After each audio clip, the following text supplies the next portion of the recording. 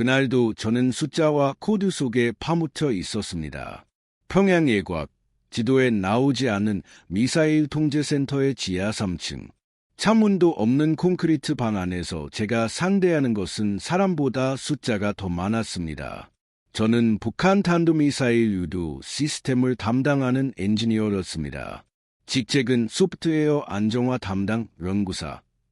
하지만 실제로 제가 하는 일은 한 가지였습니다. 실패가 국가 체면을 구기지 않도록 모든 오류를 없애라. 그날 밤, 저는 다음 주에 있을 실험 발사를 위한 최종 점검을 하고 있었습니다. 새로 적용되는 비상궤도 보정 알고리즘. 문서에는 안전성 향상이라고 적혀 있었지만 마음 한구석에서는 알 수 없는 불안이 끓어오르고 있었습니다. 동무, 아직도 퇴근 안 했소. 뒤에서 상급자의 목소리가 들렸습니다. 저보다 10살은 많은 체격이 좋은 지도원 동무였습니다. 동지, 마지막 검증 중입니다. 오늘 안에 보고서를 마무리해야 해서요. 그는 시계를 한번 보고는 고개를 끄덕였습니다. 좋소. 하지만 너무 완벽을 추구할 필요는 없소. 위에서는 이미 발사 날짜를 결정했소. 그 말이 오히려 더 불안하게 만들었습니다. 알겠습니다. 지도원이 나가자 방 안은 다시 조용해졌습니다. 서버의 펜 돌아가는 소리, 형광등의 미세한 잉잉거림, 그리고 제 숨소리만이 공간을 채웠습니다. 저는 마지막으로 궤적 보정 모듈을 시뮬레이션에 올렸습니다. 목표, 동해 상공의 특정 좌표, 상황 A: 정상 발사 후 예정된 고도에서 좌표. 시뮬레이션이 돌아가는 동안 화면의 숫자들이 미친 듯이 번했습니다. 몇 초 뒤, 결과 그래프가 떴습니다. 처음에는 아무 이상도 없어 보였습니다. 하지만 자세히 들여다보자 눈에 거슬리는 숫자가 하나 보였습니다. 최종 단계에서 적용되는 비상 보정값. 저는 눈을 비비고 다시 계산했습니다. 뭐지? 만약 특정 조건이 겹치면 미사일은 목표 지점에서 수백 킬로미터 벗어난 곳으로 향하게 되어 있었습니다. 그 좌표는 제가 아는 범위 안에서 사람이 살지 말아야 할 곳이 아니었습니다. 오히려 인구가 밀집된 지역 방향이었습니다. 설마 내가 잘못 본 거겠지. 저는 조건을 다시 바꾸어 반복 시뮬레이션을 돌렸습니다. 결과는 같았습니다. 발사 각도와 속도의 작은 오차, 레이더에서 오는 센서 값의 미세한 지연이 겹치면 미사일은 통제에서 벗어나 엉뚱한 곳으로 떨어지게 되어 있었습니다. 그것은 단순한 버그가 아니었습니다. 사고라는 이름으로 포장될 수 있는 하나의 재앙이었습니다. 손이 떨리기 시작했습니다. 만약 이 상태로 발사가 진행된다면 실패는 단지 기술적인 실패가 아니라 수많은 생명을 앗아갈 수 있는 참사가 될지도 모른다는 생각이 내리를 스쳤습니다. 하지만 동시에 다른 목소리가 속삭였습니다. 알려야 한다. 보고해야 한다. 내가 막지 않으면 아무도 모른다. 북한에서, 특히 군사 프로젝트에서 오류라는 단어는 존재하지 않는 것처럼 취급됩니다. 실패는 곧 책임자를 찾는다는 뜻이고 책임자는 대개 기술자가 아니라 희생양이 됩니다. 저와 제 가족, 제 동료들, 누군가는 결과를 감당해야 했습니다. 저는 잠시 의자를 밀치고 일어났습니다. 식은 땀이 등줄기를 타고 흘렀습니다. 그냥 모르는 척할까? 하지만 눈앞에 화면에 떠있는 숫자들을 보자 스스로에게 그런 거짓말을 할 수 없었습니다. 저는 이 코드를 직접 작성했고 이 결과가 무엇을 의미하는지 너무나 잘 알고 있었습니다. 결국 내부 보고 시스템을 열었습니다. 최소한의 사실만 감정 없이 기술적인 언어로만 적기 시작했습니다. 비상궤도 보정 모듈에서 특정 조건 하에 목표 좌표에서 300km 이상 편차 발생 가능성 발견. 인근 인구 밀집 지역 존재. 추가 검증 및 수정 필요. 손가락이 키보드 위에서 멈췄습니다. 전송 버튼 하나가 제 인생 전체를 갈라놓을 것 같은 느낌이 들었습니다. 지금 이걸 보내면 나는 어떤 사람이 되는 거지? 겁쟁이? 배신자? 아니면 최소한의 양심을 지키려는 엔지니어. 그 순간 10년 전 강산 마을에서 떠나오던 날의 기억이 떠올랐습니다. 굶주림 속에서 아버지가 했던 말. 어디에 가더라도 기술자가 되면 좋겠다. 기술은 거짓말을 하지 않으니까. 저는 숨을 깊게 들이켰습니다. 그리고 전송 버튼을 눌렀습니다. 잠시 후 시스템이 메시지를 띄웠습니다. 보고가 접수되었습니다. 그 순간은 짧았지만 제 인생에서 가장 길게 느껴지는 머추였습니다. 그날 밤 집으로 돌아갔을 때 아내는 늘 그렇듯 저녁을 데우고 있었습니다. 아들은 숙제도 없이 침대에 누워 라디오에서 흐르는 음악을 듣고 있었습니다. 너무도 평범한 장면이었지만 저는 어딘가에서 금이 가는 소리를 듣는 것 같았습니다. 다음 날 아침 출근하자마자 이상한 기운이 느껴졌습니다. 보안 초소에서 제 출입증을 확인하던 병사가 유난히 오래 제 얼굴을 쳐다보았습니다. 엘리베이터 안에서도 낯익은 동료들이 어색하게 시선을 피했습니다. 제 책상 위에는 새로 찍힌 출입증과 함께 빨간 도장이 찍힌 문서 한 장이 놓여 있었습니다. 특별심사 대상 김현수 연구사, 이동 경로 및 작업 내용 전문 모니터링. 보고는 위로 올라갔고 이는 그 보고를 문제 제기가 아니라 잠재적 위험으로 해석했습니다. 오류를 발견한 사람이 아니라 체제를 흔들 수 있는 사람으로. 그날 오후 저는 감시용으로 보이는 새로운 카메라가 제 작업실 천장에 달려있는 것을 발견했습니다. 그리고 제 뒤쪽 책상에는 낯선 엔지니어 한 명이 배치되었습니다. 그는 서류상으로는 보조 연구사였습니다. 하지만 그의 눈길과 질문을 보면 알 수 있었습니다. 그는 보조가 아니라 감시자였습니다. 그날 밤 저는 결심했습니다. 이렇게 가만히 있다가는 언젠가 모든 책임을 뒤집어쓰고 사라질 것이다. 오류는 여전히 코드 속에 남아있고 발사 날짜는 다가오고 있었습니다.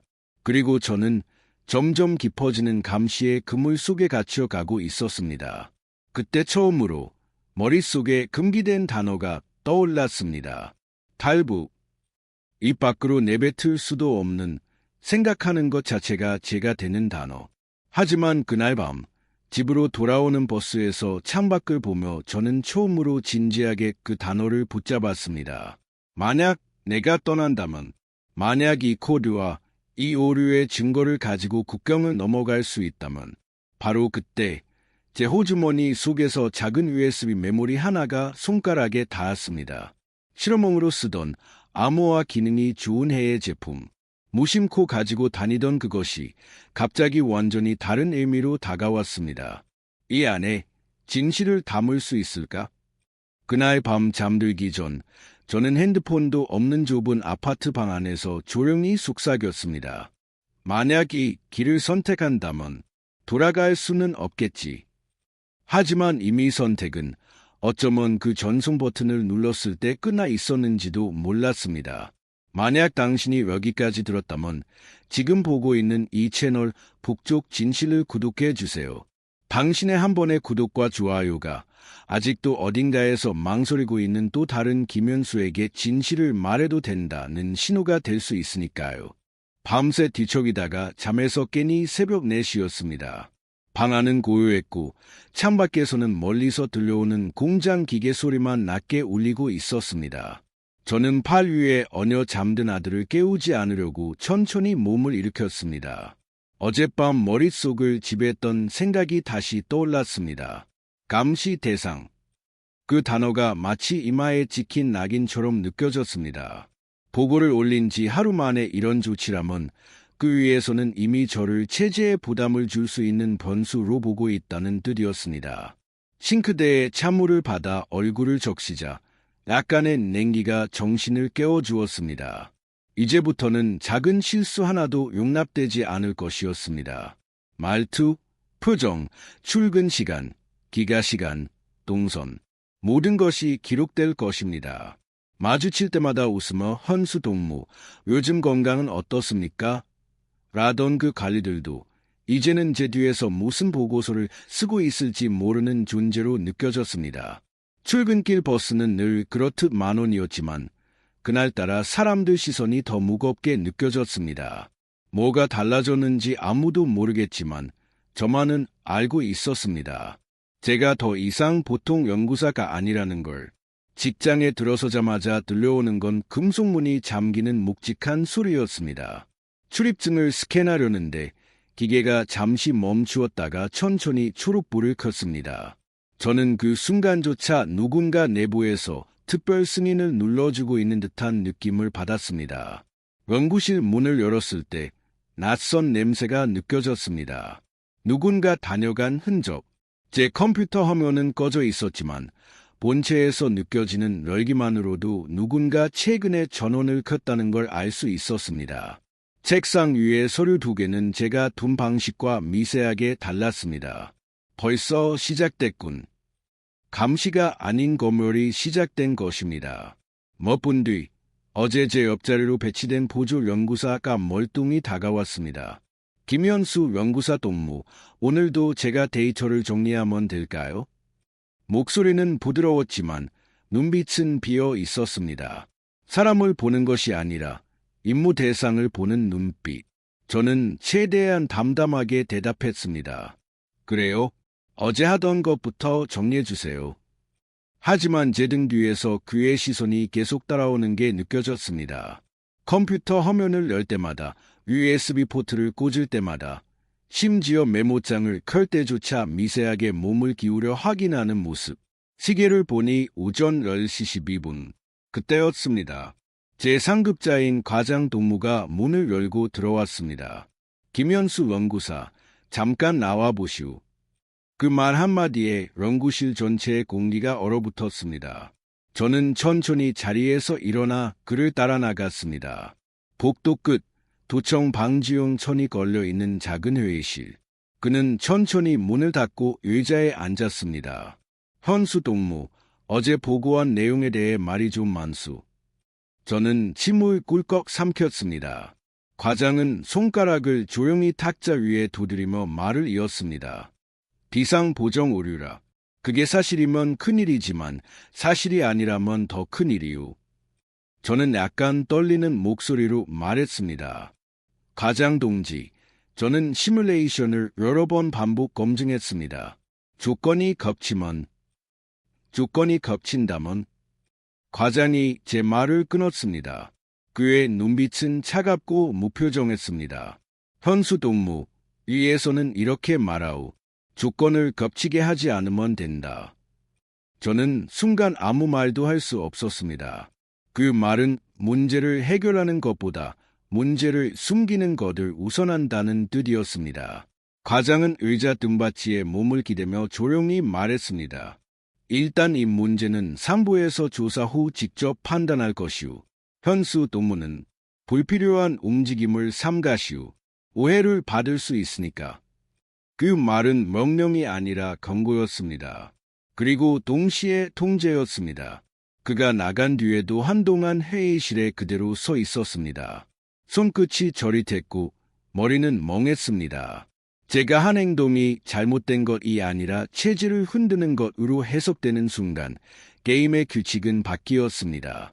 연구실로 돌아가자 방 안의 공기가 달라져 있었습니다. 보조 연구사는 여전히 제 모니터 쪽에 몸을 기울이고 있었고 다른 동료들은 저와 눈이 마주치면 고개를 숙이며 조심스럽게 자리를 피했습니다. 고립, 눈에 보이지 않는 벽이 생기기 시작하는 과정. 점심시간이 되자 저는 일부러 자리를 피해 연구실 한쪽에서 조용히 도시락을 먹었습니다. 하지만 어느 순간 문이 열리는 소리가 들렸습니다. 제 보조 연구사가 도시락을 들고 다가왔습니다. 현수 동무, 혼자 식사하십니까? 그냥 오늘 일이 좀 많아서. 그렇습니까? 그는 제 옆자리에 자리를 잡고 말없이 밥을 먹기 시작했습니다. 감시. 그는 밥을 먹으러 온 게 아니라 제가 어디로 가는지, 누구와 이야기하는지 확인하러 온 것이었습니다. 점심을 마치고 자리로 돌아왔을 때 저는 깨달았습니다. 이 상태로 발사 날짜를 맞이하면 저는 오류를 발견한 유일한 사람이라는 이유로 언제든 희생양이 될 수 있다는 사실을. 그날 오후 서버실에 혼자 들어갈 수 있는 마지막 기회가 생겼습니다. 보조 연구사가 잠시 자리를 비웠을 때였습니다. 저는 숨을 삼키고 다급히 걸음을 옮겼습니다. 손에는 어젯밤 생각했던 USB가 쥐어져 있었습니다. 문을 닫고 서버 본체의 포트를 열었습니다. 그리고 조심스럽게 USB를 꽂았습니다. 마지막으로 화면을 확인한 뒤 저는 속삭였습니다. 이건 나만 살기 위한 게 아니라 누군가의 잘못된 선택이 비극이 되는 걸 막기 위한 거다. 데이터가 USB 안으로 들어가기 시작했습니다. 시간은 느리게 움직였고 심장은 터질 듯 뛰었습니다. 그리고 바로 그 순간 서버실 문 손잡이가 돌아가는 소리가 들렸습니다. 서버실 문 손잡이가 천천히 돌아가는 소리에 심장이 얼어붙었습니다. 서버가 돌아가는 낮은 진동음 위로 들려오는 금속 마찰음은 마치 제 숨소리보다 더 크게 들렸습니다. 저는 반사적으로 USB를 본체 뒤쪽으로 숨기고 턱 밑까지 차오르는 긴장감을 억누르며 모니터를 껐습니다. 문이 열리며 익숙한 얼굴이 들어왔습니다. 보조 연구사였습니다. 평소와 다름없이 무표정한 얼굴이었지만 그 눈빛에는 미묘한 의심이 떠돌고 있었습니다. 현수 동무, 여기 계셨습니까? 찾았습니다. 저는 최대한 평온한 표정으로 답했습니다. 서버 로그 확인하러 잠깐 왔습니다. 곧 나가려던 참입니다. 그의 시선이 서버 본체를 스치고 지나갔습니다. 그 작은 눈길이 칼날처럼 느껴졌습니다. 하지만 그는 아무 말 없이 고개를 끄덕였습니다. 과장 동지가 찾습니다. 회의실 쪽으로 가보십시오. 그 말 한마디에 등골이 서늘해졌습니다. 지금 당장 제게 무슨 결론이 내려졌다는 신호일 수도 있었기 때문입니다. 서버실 문을 닫고 복도로 나오자 바람이 차갑게 느껴졌습니다. 하지만 실제로는 바람이 아니라 제 뒷목을 타고 흐르는 땀의 냉기였습니다. 회의실로 가는 걸음은 무겁고 느렸습니다. 그동안 봐왔던 수많은 사라진 사람들의 기억이 떠올랐습니다. 어느 날 갑자기 모습을 감추고 아무 기록도 남지 않았던 동료들. 그들 중 일부는 전출이라는 말을 들었지만 누구도 진짜 행방을 몰랐습니다. 그리고 지금 저는 그들과 같은 경로를 밟을 가능성 앞에 서 있었습니다. 회의실 문을 두드리려는 순간 안에서 누군가 말하는 소리가 들렸습니다. 김현수, 보고 내용, 위험성. 저는 숨을 크게 들이쉬고 손잡이를 돌렸습니다. 문 안에는 과장과 그보다 더 높은 직급으로 보이는 남성 두 명이 앉아 있었습니다. 그들은 제 얼굴을 보자마자 말없이 앉으라고 손짓했습니다. 과장은 서류 몇 장을 정리하더니 천천히 입을 열었습니다. 현수 동무, 어제 올린 보고에 대해 조사가 진행 중입니다. 그리고 산부에서 현수 동무의 작업 기록 전부를 검토하라고 지시했습니다. 저는 조심스럽게 물었습니다. 혹시 제가 보고한 내용에 오류라도 있습니까? 그러자 과장은 눈썹을 살짝 치켜 올렸습니다. 그걸 지금 우리가 판단할 수는 없습니다. 하지만 한 가지는 분명합니다. 현수 동무의 보고가 필요 이상으로 민감한 문제를 건드렸다는 것입니다. 그 말은 마치 형벌을 고지하는 말처럼 들렸습니다. 다른 한 남성이 서류를 들여다보며 중얼거렸습니다. 비상보정 알고리즘은 절대 공개되어서는 안 되는 기술이다. 이런 내용을 보고에 담는 건 매우 위험한 행동이지. 저는 침착하려고 노력하며 말했습니다. 저는 단지 시스템의 안전성을 위해. 그러자 그가 말을 끊고 차갑게 말했습니다. 안전성은 위에서 이미 판단했다. 연구사 수준에서 임의로 문제를 제기하면 혼란만 생긴다. 그 순간 저는 확실히 이해했습니다. 문제는 미사일이 아니라 저 자신이라는 걸. 그들은 기술적 오류를 해결할 생각이 없었습니다.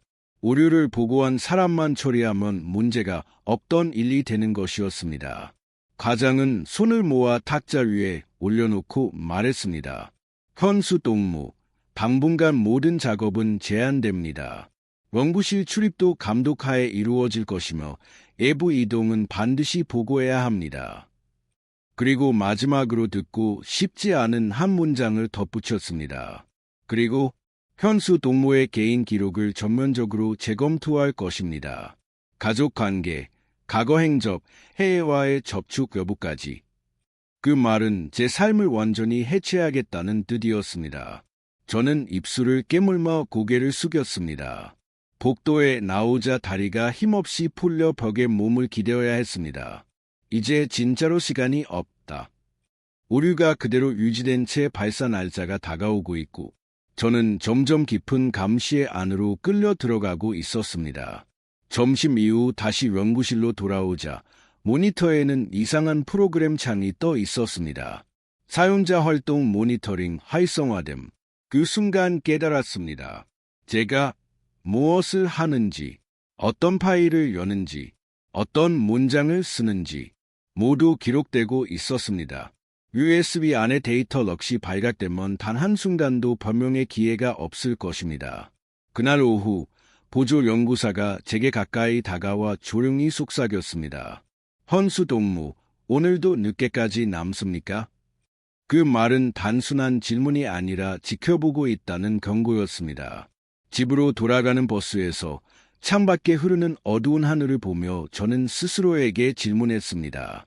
지금 이 상황에서 내가 할 수 있는 선택은 무엇인가?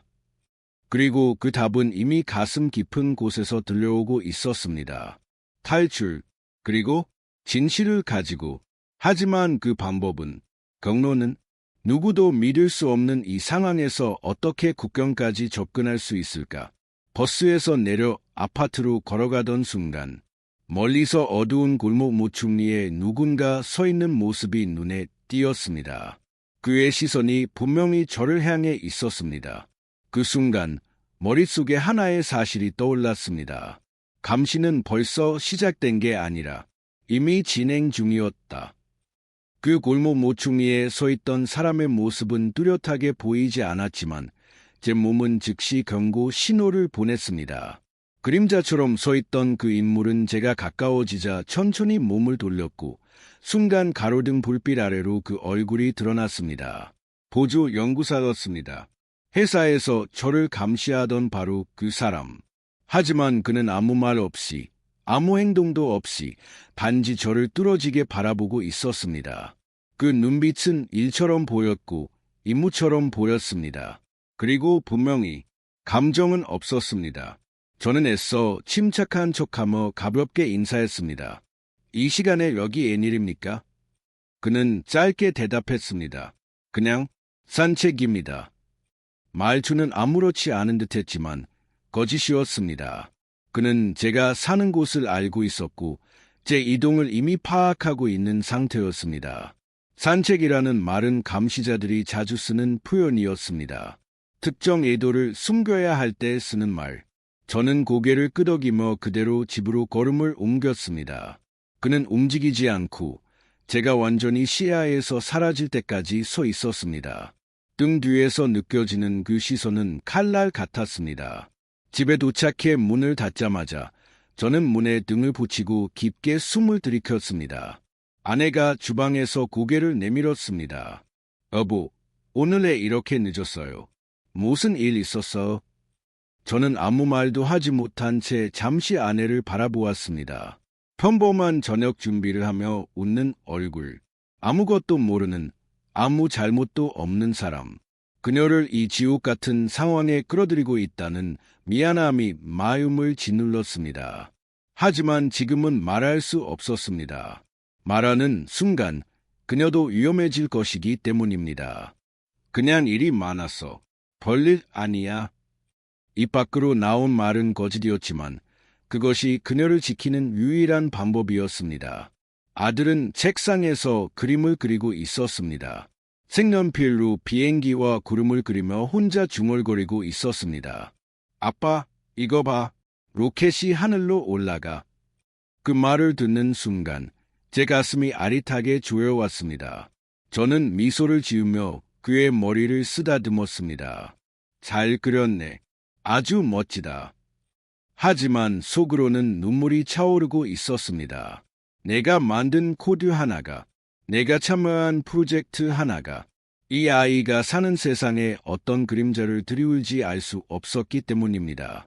식사를 마친 뒤 아내가 잠든 아들을 방에 데려다 놓는 사이 저는 조용히 USB를 꺼내 들었습니다. 은색 금속 포문이 희미한 빛을 반사하며 차갑게 느껴졌습니다. 이 작은 장치 안에 북한 발사체 시스템의 치명적인 결함과 여러 가지 기밀 코드가 들어 있었습니다. 이걸 가지고 있다가 들키면 바로 끝이다. 저는 책상 서랍을 열고 가장 깊숙한 곳에 USB를 넣었습니다. 얼마 동안 숨을 몰아쉬듯 고개를 숙이고 고정된 시선을 떼지 못했습니다. 그 순간 밖에서 작은 금속 소리가 들렸습니다. 현관문 손잡이가 미세하게 흔들리는 소리. 누군가가 문 손잡이를 건드린 것 같았습니다. 저는 본능적으로 가만히 숨을 죽였습니다. 발걸음 소리도, 기침도, 아무 소리도 내지 않은 채 그 소리에만 집중했습니다. 몇 초 뒤 다시 살짝 힘을 주어 문고리를 돌리는 소리. 아내가 나와 작은 목소리로 물었습니다. 여보, 누구예요? 저는 손가락을 입술에 대고 조용히 하라는 신호를 보냈습니다. 얼마 후 발걸음이 멀어지는 듯했지만 확신할 수 없었습니다. 그저 한 가지는 분명했습니다. 저는 더 이상 관심 대상이 아니라 실시간 감시 대상이라는 것. 그날 밤 저는 도저히 잠들 수 없었습니다. 누가 문을 열려 했는지, 그들이 무엇을 확인하려 했는지, 제가 USB를 숨겨둔 걸 혹시 알고 있는지 머릿속에서 끝없이 맴돌았습니다. 아내는 제 옆에서 평온하게 잠들어 있었고 아들은 미소를 머금고 꿈을 꾸고 있었습니다. 가장 평범한 가족의 모습이지만 그 평범함이 언제 무너질지 알 수 없었습니다. 창밖을 보니 멀리 골목길 모퉁이에 다시 누군가 서 있는 것이 보였습니다. 이번에는 확실히 보였습니다. 그는 계속 이쪽을 보고 있었습니다. 가로등 아래로 드리워진 그림자가 길게 늘어져 있었습니다. 그날 밤 저는 마음속으로 결심했습니다. 이제 시간이 없다. 나는 움직여야 한다. 아니면 우리가 모두 사라질 것이다. 그리고 처음으로 구체적으로 탈출 경로를 계산하기 시작했습니다. 언제 움직여야 하는지, 어디로 가야 하는지, 누구의 눈을 피해야 하는지, 무엇을 가져가야 하는지, 그리고 무엇을 버려야 하는지, 그 모든 것을 생각하다 보니 동이 틀 무렵이 되어 있었습니다. 밤을 새웠지만 피곤하지 않았습니다. 오히려 더 선명해졌습니다. 저는 반드시 이 USB를 가지고, 이 진실을 가지고, 이 감시망에서 벗어나야 했습니다. 그리고 그 첫걸음은 내일 직장에서 아무 일 없는 척 하는 것부터 시작될 것이었습니다. 아침 6시가 조금 넘었을 때 저는 씻지도 않은 채 거울을 바라보았습니다. 눈밑이 짙게 패여 있었고 얼굴은 밤새 이어진 스트레스 때문인지 창백했습니다. 하지만 오늘은 감정을 숨겨야 했습니다. 평소보다 더 평범하게, 더 자연스럽게 행동해야 했습니다. 식탁에 앉아 아내가 차려준 밥을 먹으면서도 머릿속은 계속 움직였습니다. 출근 후 첫 동선, 사람들의 눈, 감시자들의 위치, USB를 숨긴 장소, 모든 것이 서로 연결된 거대한 그물처럼 느껴졌습니다. 아내는 조심스레 물었습니다. 헌수 씨, 요즘 무슨 일 있어요? 어제부터 표정이 너무... 저는 젓가락을 멈추지 않은 채 대답했습니다. 아니야, 그냥 프로젝트가 너무 복잡해졌어. 며칠이면 괜찮아질 거야. 진실을 말하고 싶었지만 그 순간 그녀까지 위험에 빠지는 화면이 머릿속에 떠올랐습니다. 출근길, 버스 창문을 통해 건물 벽면에 비친 제 얼굴은 긴장으로 굳어 있었지만 그 너머로 보이는 그림자가 더 무서웠습니다. 늘 앉아있는 곳에 앉아있는 보조 연구사와 닮은 사람. 그는 오늘도 같은 버스를 타고 있었습니다. 버스에서 내려 연구소로 향하는 길, 출입구 앞에서는 평소보다 더 많은 경비병들이 배치되어 있었습니다. 평소라면 큰 관심을 받지 않았을 출입증 검사도 오늘은 너무나 꼼꼼했습니다. 건비병은 제 얼굴을 오래 들여다보더니 입술을 약간 굽게 다물고 출입증을 스캔했습니다. 삑! 초록불. 하지만 그 초록불이 오늘따라 너무 차갑게 느껴졌습니다. 연구실에 들어서자 제가 놓고 간 책상 서랍이 미세하게 열려 있는 것을 발견했습니다. 0.5cm 정도의 미묘한 차이. 하지만 저는 서랍을 닫을 때 일정한 강도로 눌러 확실하게 닫는 습관이 있었습니다. 누가 다녀간 겁니다. 그리고 매우 조심스럽게 책상 위에는 메모 한 장이 놓여 있었습니다. 가장 동지실로 오시오. 짧고 건조한 문장이었습니다. 과장실 문을 열자 과장은 고개를 들지도 않은 채 서류를 뒤적이며 말했습니다. 헌수 동무, 어젯밤 집 주변에서 이상한 움직임이 있었다고 하오. 저는 잠시 멈췄습니다. 과장은 서류를 탁 닫으며 고개를 들었습니다. 현수 동무 주변을 맴도는 인물이 있다는 보고가 있었다오. 위에서는 그걸 의도적 접근으로 보고 있소. 그 말은 곧 벌포 누군가 내 주변을 감시하고 있다. 벌포는 것을 공식적으로 암시하는 말이었습니다. 저는 일부러 놀란 표정을 지으며 말했습니다. 저는 아무런 문제가 없습니다. 혹시 오해가 있었던 게 아닐까요? 과장은 의자 등받이에 기대며 단호하게 말했습니다. 현수 동무, 지금은 작은 오해 하나도 위에서는 민감하게 받아들이오. 동무도 조심하게. 그 말은 경고처럼 들렸습니다. 누구든 너를 감시할 수 있고 너도 언제 감시 대상이 될지 모른다. 과장실을 나오자마자 보조 연구사가 연구실 문 앞에 서 있었습니다. 마치 제가 나오기를 기다렸다는 듯. 현수 동무, 오늘은 제가 동무 앞에서 데이터를 함께 검토하라 지시받았습니다. 그의 말투에는 아무 감정이 없었고 오히려 자연스러울 정도였습니다. 저는 표정 하나 흔들리지 않고 말했습니다. 그러십시오. 하지만 그 순간 USB가 있는 서랍이 머릿속에 떠올랐습니다. 그 서랍을 열어봤던 게 혹시 이 사람이었을까? 그가 어젯밤 문고리를 흔든 사람이었을까? 모든 가능성이 얽혀 머릿속이 붕괴될 듯 어지러웠습니다. 오후 2시쯤 서버실에서 오류가 발생했다며 호출이 왔습니다. 저는 자리에서 일어서려 했지만 뒤에서 들려온 보조 연구사의 목소리에 걸음이 멈췄습니다. 제가 동행하겠습니다. 그는 감시자였습니다. 그리고 그 사실을 더 이상 숨기지도 않았습니다. 서버실로 가는 복도에서 그는 아무 말도 하지 않았고 오히려 침묵이 더 위협적으로 느껴졌습니다. 서버실 문을 열자 서버들이 내뿜는 뜨거운 공기가 밀려왔습니다. 전문 패널에 깜빡이는 작은 빨간 불빛. 저쪽 오류 같습니다. 그가 손가락으로 특정 서버를 가리켰습니다. 문제는 그 서버가 바로 제가 USB를 꽂았던 서버라는 것이었습니다. 저는 천천히 서버 앞에 다가가며 머릿속으로 가능한 모든 변수를 계산했습니다. 지금 내가 당황하면 끝이다. USB가 발견되면 끝이다.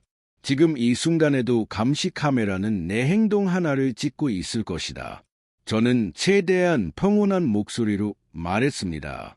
이건 센서 로그가 꼬여서 생긴 오류입니다. 금방 해결할 수 있습니다. 그리고 서버 패널을 열고 USB가 꽂혀 있지 않은 것을 다시 한번 확인했습니다. 어젯밤 빼두었지만 보라는 가시지 않았습니다. 오류를 정리하는 척하며 로그 파일을 여는 동안 보조 연구사는 제 손가락 움직임을 하나하나 따라보고 있었습니다. 그가 한 발 다가오자 저는 순간적으로 몸이 굳어졌습니다. 그는 모니터를 뚫어지게 보며 말했습니다. 헌수 동무는 요즘 무슨 생각을 합니까? 그 질문은 평범한 질문이 아니었습니다. 정확히 의도를 가진 질문이었습니다. 내가 보고한 이유가 무엇이나? 너는 체제 밖으로 나가려는 생각을 하고 있지 않느냐? 너는 위험 요소인가? 저는 즉시 정해둔 답을 말했습니다. 저는 그냥 연구사입니다. 저의 일은 시스템을 안정적으로 만드는 것입니다. 그 이상도 이하도 아닙니다. 그는 아무 반응도 하지 않은 채 몇 초 동안 저를 바라봤습니다. 그리고 아주 천천히 고개를 끄덕였습니다. 그렇습니까? 그렇다면 다행입니다. 그 말은 축복이 아니라 암시였습니다. 그렇지 않다면 너는 끝이다. 서버실에서 나오며 저는 결심을 더욱 굳혔습니다. 오늘 밤, 아니면 늦어도 내일 밤, 나는 움직여야 한다. 지금 이 감시망에서, 지금 이 지옥 같은 시간에서 나와 가족을 빼내야 한다. 그리고 그 USB 안의 진실을 세상 밖으로 가져가야 한다. 퇴근 시간이 가까워질수록 연구소 전체에 묘한 긴장감이 감돌기 시작했습니다. 평소엔 퇴근 준비를 하며 가벼운 대화를 나누던 동료들도 오늘은 서로 말수를 줄이고 조용히 서류만 정리했습니다. 그리고 그 분위기 한가운데서 저는 숨이 막힐 듯한 감시의 무게를 느끼고 있었습니다. 보조 연구사는 여전히 제 바로 뒤에서 서류를 정리하는 척하며 제 화면을 힐끔힐끔 확인하고 있었습니다. 그 시선은 단지 업무를 확인하는 것이 아니라 어떤 행동을 하려는지 감시하는 시선이었습니다. 시간은 6시 2분, 퇴근 가능 시간이었지만 아무도 먼저 자리에서 일어나지 않았습니다. 그것은 곧 위에서 이상 징후를 주시 중이라는 신호였습니다. 저는 일부러 평소처럼 천천히 책상을 정리하고 옷을 챙기고 컴퓨터를 끄고 아주 자연스럽게 행동했습니다. 어제와 다름없는 하루의 끝처럼. 하지만 마음속은 완전히 달랐습니다. 오늘 밤 나는 본격적으로 움직일 계획이었습니다. 퇴근 후 연구소 정문을 지나는데 경비병 한 명이 갑자기 제 이름을 불렀습니다. 김현수 연구사 동무. 그 순간 심장이 한 박자 멎었습니다. 경비병은 제 얼굴을 뚫어지게 바라보더니 아무 감정 없는 표정으로 말했습니다. 오늘은 출입증을 다시 한번 확인하겠습니다. 그는 평소보다 훨씬 오래, 그리고 불필요하리만큼 자세히 출입증을 확인했습니다. 마치 너를 지켜보고 있다는 걸 알고 있지. 라고 말하는 듯했습니다. 그는 출입증을 제게 돌려주며 말했습니다. 오늘은 조심히 귀가하십시오. 그 말이 평범한 인사처럼 들렸을 수도 있지만 저에게는 명확한 경고였습니다. 집으로 가는 버스 안에서 저는 창밖 어둠 속에 비친 제 얼굴을 보며 생각했습니다. 이제 진짜 움직여야 한다. 더 미루면 늦는다. 버스에서 내려 아파트로 걸어가는 길, 아내에게 어떻게 말할지, 어느 시점에서 아들을 데리고 움직여야 할지, 그 모든 것이 머릿속에서 빠르게 회전했습니다. 아파트 문을 열자 아내는 평소처럼 부엌에서 저녁을 준비하고 있었습니다. 따뜻한 음식 냄새, 아들의 웃음소리, 이 평범한 일상 속에 폭풍과 같은 위협이 도사리고 있다는 사실이 너무나 잔인하게 느껴졌습니다. 식사 중 아내는 조심스럽게 물었습니다. 현수 씨, 요즘 너무 힘들어 보여요. 정말 괜찮아요? 저는 젓가락을 내려놓고 그녀를 바라보았습니다. 잠시 입술이 떨렸습니다. 하지만 진실을 말하면 그녀의 얼굴이 두려움으로 굳어질 것이 뻔했습니다. 그래서 저는 조용히 고개를 끄덕였습니다. 괜찮아. 그냥 바쁜 시기가 조금 오래 가는 것뿐이야. 그 말은 거짓이었지만 지금은 필요한 거짓말이었습니다. 저녁을 마치고 아들이 잠든 뒤 아내도 잠시 쉬겠다며 방에 들어갔습니다. 집안이 조용해지자 저는 서랍에서 USB를 꺼냈습니다. 은색 표면이 은은하게 빛나며 손끝에 차가운 온도를 전했습니다. 이 작은 장치 하나가 수많은 사람의 생명을 살릴 수도 있고 한 가족의 목숨을 날려버릴 수도 있는 무거운 진실을 품고 있었습니다. 저는 USB를 주머니 깊숙이 넣고 그 위에 손을 올렸습니다. 그리고 스스로에게 물었습니다. 오늘 정말 이걸로 움직일 것인가? 그 순간 창밖에서 작은 빛이 깜박였습니다. 가로등 불빛 아니었습니다. 누군가 휴대조명 같은 것을 들고 건물 입구 쪽을 비추고 있었습니다. 저는 커튼 뒤에서 조심스럽게 몸을 숨겨 그 그림자를 살폈습니다. 두 명의 남자, 낯선 라인, 낯선 윤곽, 그리고 둘 중 한 명은 연구소 앞에서 내게 질문하던 그 경비병이었습니다. 그들은 아파트 입구 주변을 서성이며 건물 하나하나를 올려다보고 있었습니다. 제가 사는 층으로 시선이 향하는 순간 심장이 서늘하게 내려앉았습니다. 오늘 밤이다. 이제 기다릴 시간이 없다. 저는 재빨리 방으로 가서 아내에게 조용히 말했다. 여보, 지금 당장 나랑 같이 나가자. 긴 설명은 지금 못해. 하지만 우리 이제 여기 오래 있을 수 없어. 아내는 처음엔 놀라서 말을 잇지 못했지만 제 얼굴 표정이 평소와 다르다는 걸 단번에 깨달았습니다. 눈빛만 보고도 이해했습니다. 알겠어요. 그럼 아들 옷부터 챙겨요. 저는 고개를 크게 끄덕였습니다. 최대한 조용히. 나는 서랍에서 중요한 서류 몇 장, 아이의 예방접종 기록, 조금의 현금, 그리고 USB를 다시 확인해 작은 주머니 안에 숨겨 넣었습니다. 아내는 떨리는 손으로 아들을 깨우지 않게 조심스레 품에 안았습니다. 그 잠원을 보는 순간 제 결심은 더욱 단단해졌습니다. 가자. 문을 열기 직전 복도 끝에서 작은 그림자가 스치듯 지나갔습니다. 저는 숨을 멈추고 아내의 손을 잡아 문을 조용히 닫았습니다. 그러고는 속삭였습니다. 이제 한순간의 실수도 없이 움직여야 해.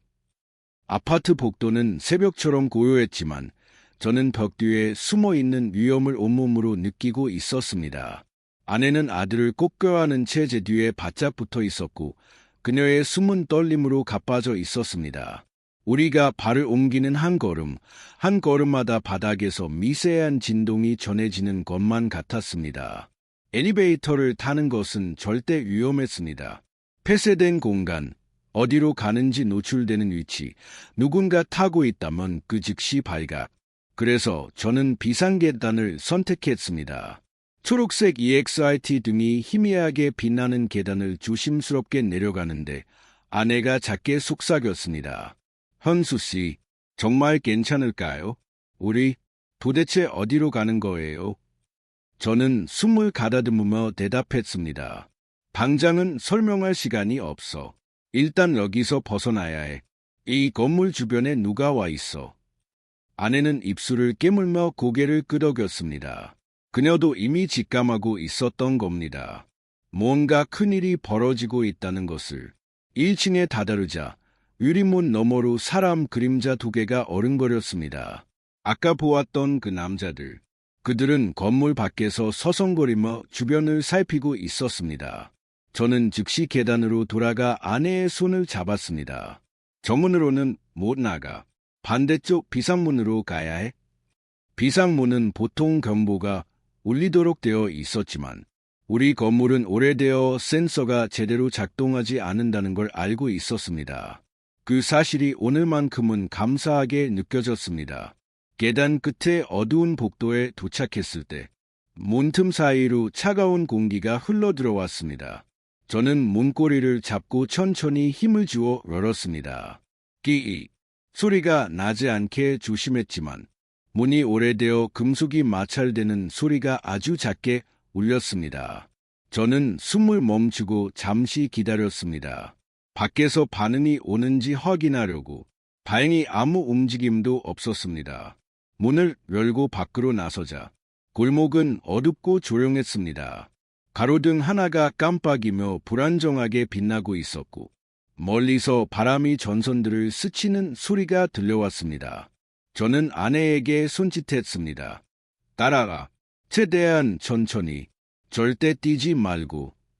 뛰면 의심을 사기 쉽고 발소리가 멀리 퍼집니다. 우리는 그림자처럼 벽에 붙어 조용히 이동했습니다. 몇 분 뒤 뒤쪽 골목에서 갑자기 무전기 소리가 들렸습니다. 3층 확인 완료. 2층도 곧 진입한다. 아내의 얼굴이 순식간에 하얗게 질렸습니다. 그들은 이미 건물 안으로 들어간 것입니다. 우리가 늦었더라면 문 앞에서 바로 잡혔을 것입니다. 저는 아내를 재촉했습니다. 더 빨리 가자. 이제 시간이 없어. 우리는 골목 끝까지 걸어 나와 버스가 다니지 않는 오래된 도로를 따라 이동했습니다. 그 길은 감시 카메라가 거의 없는 구역이었습니다. 저는 오랫동안 그런 구역만 골라서 연구소와 집을 오갔기에 도시 모퉁이의 감시 사각지대를 누구보다 잘 알고 있었습니다. 하지만 오늘 밤은 모든 것이 다르게 느껴졌습니다. 조금만 실수하면, 조금만 소리내면 어디선가 사람들이 튀어나와 우리를 붙잡을 것 같았습니다. 아내는 속삭였습니다. 현수 씨, 우리 어디로 가는 건데요? 그냥 아무 곳으로 계속 걷는 건 아니죠? 저는 짧게 대답했습니다. 아는 곳이 있어. 감시가 닿지 않는 곳. 그곳은 오래전에 폐쇄된 창고지대였습니다. 지금은 거의 아무도 다니지 않습니다. 그곳에서 잠시 몸을 숨기고 상황을 정리할 생각이었습니다. 그러나 골목 중간을 지나던 순간 저 멀리에서 헤드라이트 2개가 켜졌습니다. 자동차 한 대가 천천히, 너무 천천히 우리 쪽으로 움직이고 있었습니다. 아내는 숨을 삼키며 말했습니다. 추격하는 건가요? 저는 아내의 손을 잡고 옆골목으로 몸을 숨겼습니다. 차량이 멈칫하더니 헤드라이트가 골목 입구를 향해 움직였습니다. 우리를 찾고 있는 것이 분명했습니다. 그때 아들이 작은 목소리로 말했습니다. 아빠, 무서워. 아내가 아들을 꼭 안았지만 그 아이의 떨림이 그대로 우리에게까지 전해졌습니다. 차량이 골목 입구를 비추는 순간 저는 아내의 눈을 마주보며 조용히 속삭였습니다. 지금 뛰어야 해. 그리고 우리는 온 힘을 다해 어둠 속으로 뛰기 시작했습니다. 발소리, 거친 숨소리, 멀리서 들려오는 무전기 잡음, 모든 것이 서로 뒤섞여 두려움으로 귀를 울리게 했습니다. 차량의 엔진음이 갑자기 커졌습니다. 추격이 시작된 것입니다. 아내는 아들을 품에 안고 바람에 휩쓸리는 듯 뛰며 말했습니다. 현수 씨, 계속 뛰어요. 멈추지 말아요. 저는 뒤를 돌아보지 않은 채 앞만 보고 뛰었습니다. 하지만 그 순간 도로 옆 철문 뒤에서 희미한 손짓이 보였습니다. 낯선 남자였습니다. 그는 숨을 죽이며 속삭였습니다. 이리로 와, 빨리. 아내가 놀란 눈으로 물었습니다. 저 사람은 누구예요?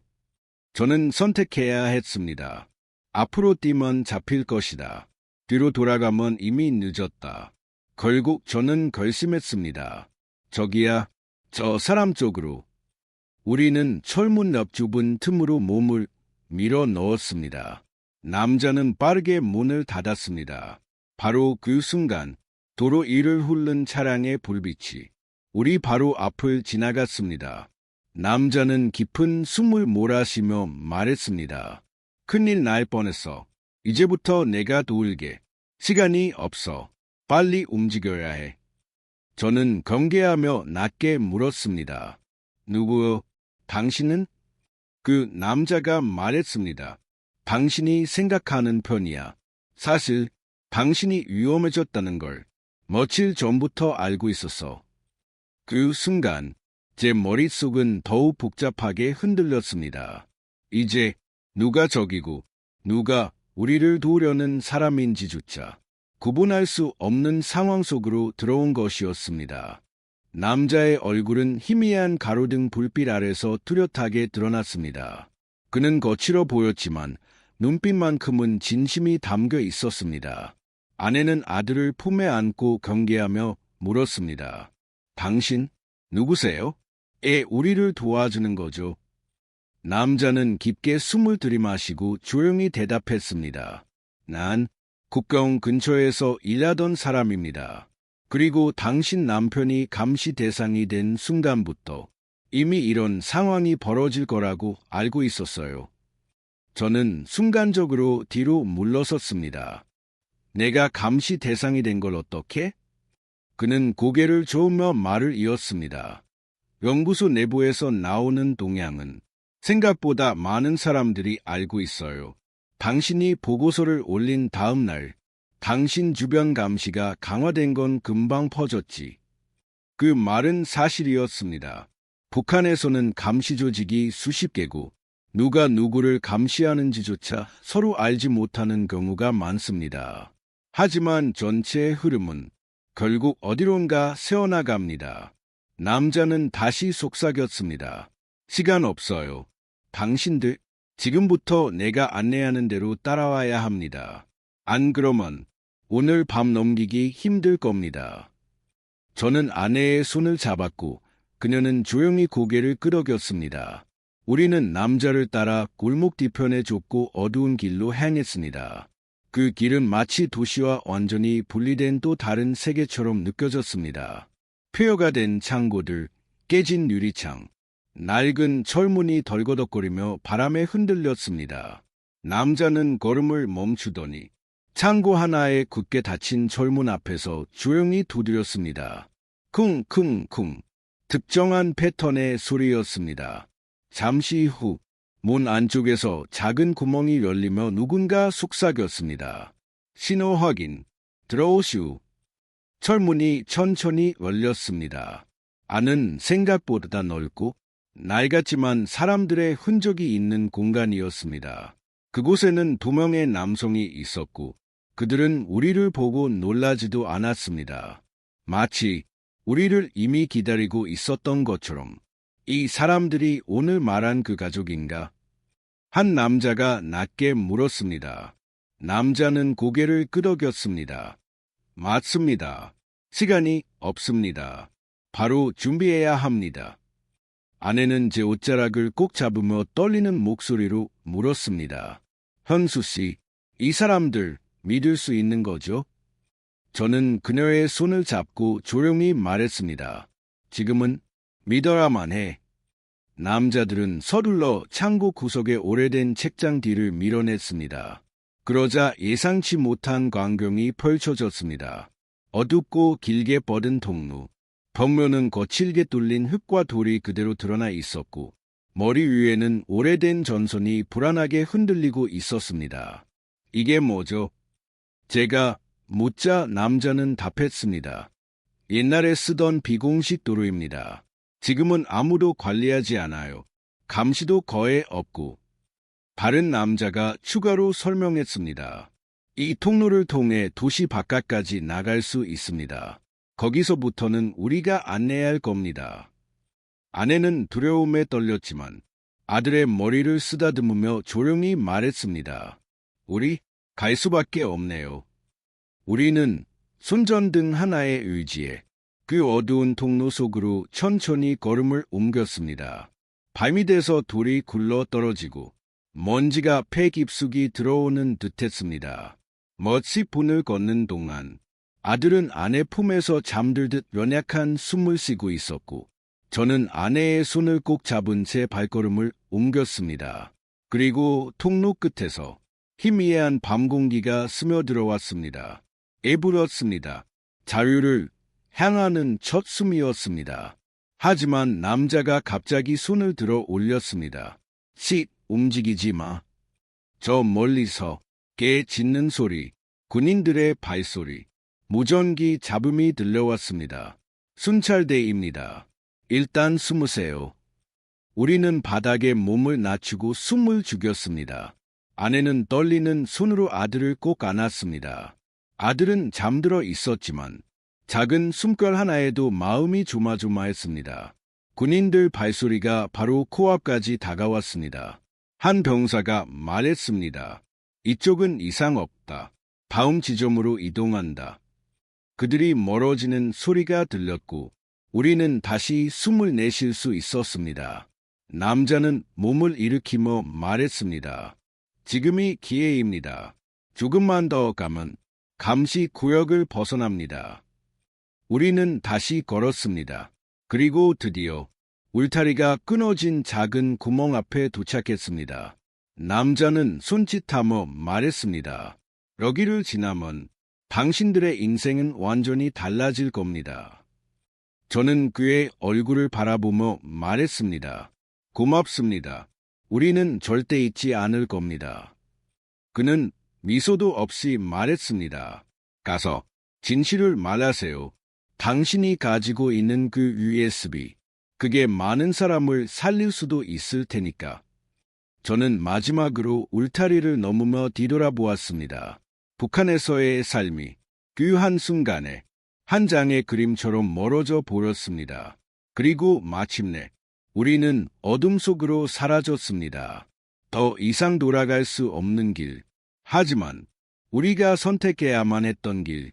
이 이야기가 마음에 닿았다면 구독과 좋아요 부탁드립니다. 북쪽 진실에서는 앞으로도 북한 내부에서 실제로 벌어졌던 숨겨진 이야기들을 계속 전해드리겠습니다. 당신의 관심이 또 다른 진실을 밝히는 힘이 됩니다.